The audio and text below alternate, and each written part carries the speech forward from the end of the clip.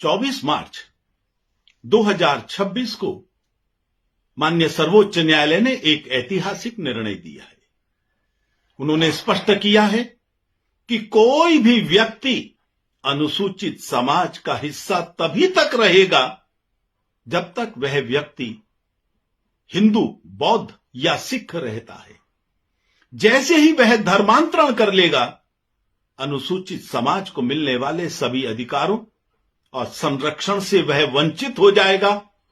उसको अनुसूचित समाज को मिलने वाले कोई अधिकार, कोई आरक्षण नहीं मिलेंगे। विश्व हिंदू परिषद माननीय सर्वोच्च न्यायालय के इस निर्णय का स्वागत करती है। मुस्लिम नेता और ईसाई नेता हमेशा कहते हैं कि उनके यहां कोई भेदभाव नहीं है, वे जाति मूलक समाज नहीं चलाते। उसके बावजूद उन्होंने दलित मुस्लिम और दलित ईसाई जैसे शब्दों की रचना की। क्रिप्टो क्रिश्चियंस के नाम पर उन्होंने छद्म ईसाइयों की एक फौज खड़ी कर दी है। और जिस दिन से संविधान बनाया, उसी दिन से वे मांग कर रहे हैं कि इन दलित ईसाइयों और दलित मुसलमानों को आरक्षण दिया जाए। यह भारतीय न्याय प्रणाली के साथ धोखाधड़ी है, जिसको माननीय सुप्रीम कोर्ट ने आज पर्दाफाश कर दिया है। वे ध्यान रखना चाहिए, वे तभी तक अनुसूचित समाज का हिस्सा हैं जब तक वे अपने मूल धर्म में हैं।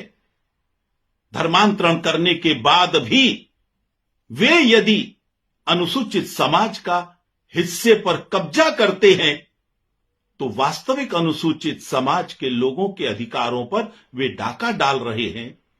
इसको कोई भी समाज स्वीकार नहीं कर सकता।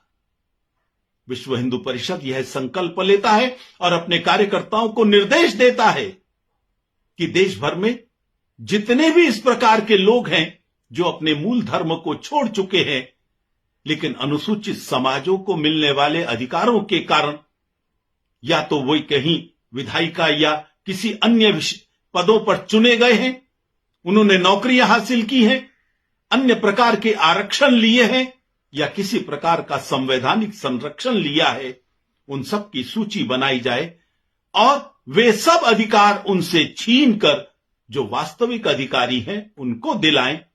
अब समय आ गया है, देश में धर्मांतरण का कुचक्र भी बंद होना चाहिए।